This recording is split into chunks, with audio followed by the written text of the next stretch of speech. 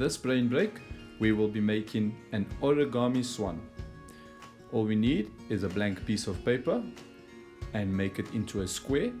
So we are first going to turn it into a triangle by folding one side down, making sure that the edges are in line with one another and that our crease is nice and neat and corners are sharp.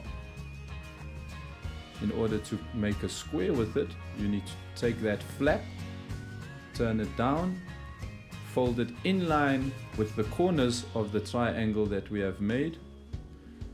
At this point, you can either take a pair of scissors and cut that rectangle flap off, or you may fold it again, crease it nice and tight with your nails so that you are making it easy for yourself to tear it off with.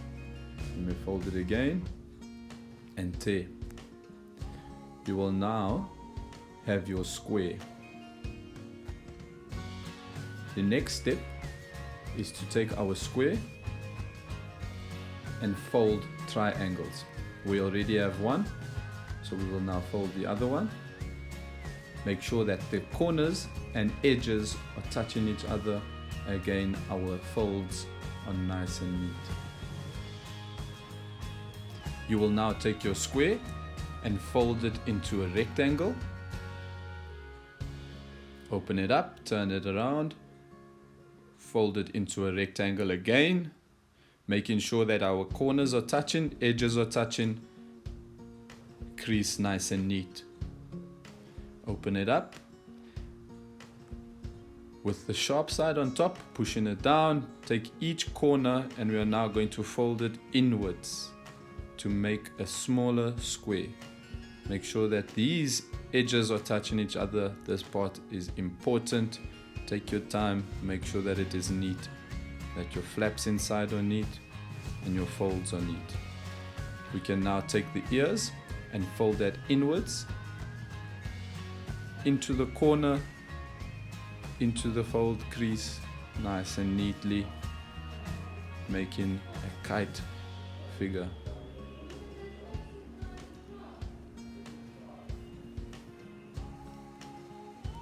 You'll now take the top part of the kite, fold it over in line with those two folds. This is important for later on. Fold it back, turn around and fold the other ears inwards so that they make a figure of a kite. Copy the same with the other side. You will now see your kite shape, and again you're going to take the top of that kite and fold it over both ways, because this is going to be important for our next step. You will now open the kite ears up, take the bottom flap, and remember that crease that we made with the top of the kite. It is now important for you to get your corners in line with each other using your fingers before you fold over to make a diamond. Pushing your finger underneath the flaps so that you can get the crease nice and straight and the corners sharp. We'll turn our figure over and repeat the same on the other side, opening the kite up, pulling the bottom ears. At our crease, we make our corners neat so that they can be sharp. When we fold over, push our finger under to form a diamond. Corners nice and neat, all the folds nice and neat. The next step is to take the bottom part that is open and again taking the ears to create a kite shape. Make sure that your corner is neat, that your edges are meeting up with each other in the middle.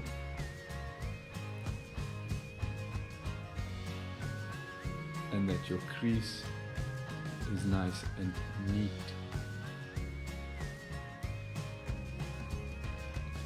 You repeat the same pattern on the other side, folding the ears into the middle.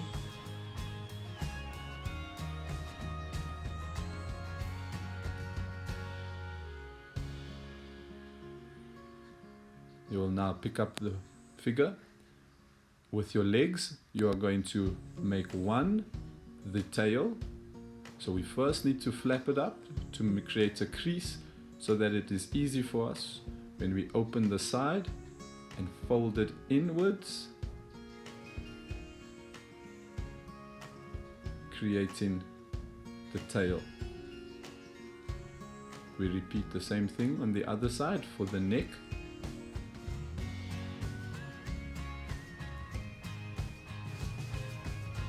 Opening the side up to fold the neck inwards.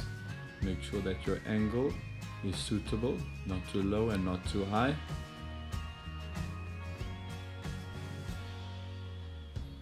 We can now form his head by taking the neck portion, folding it over slightly, opening that fold up, pushing it in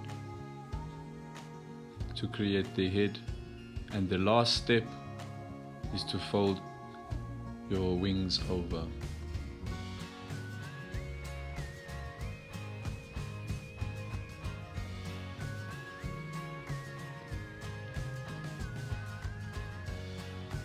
Okay, now open up the legs of your swan, open up the wings of your swan,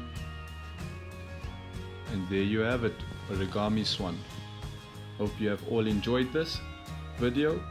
Don't forget to like and subscribe to our YouTube channel and keep an eye out for more awesome PE lessons and brain breaks.